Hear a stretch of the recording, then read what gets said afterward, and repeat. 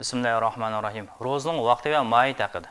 Alloh taolo mundaq deydi: "Uhilla lakum laylatas siyamir rafasu ila nisaikum hunna libasul lakum wa antum libasul lahunna.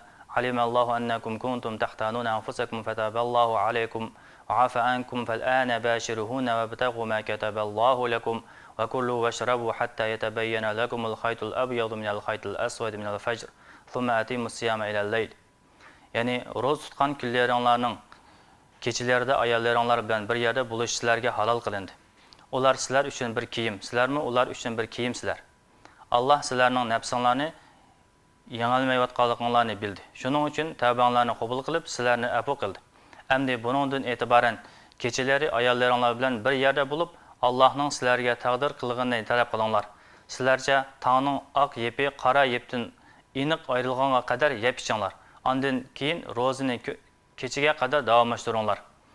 Demak, ro'zaning vaqti tong yo'rg'andan boshlab kun patquchilik bo'lgan oraliqdagi vaqtdir.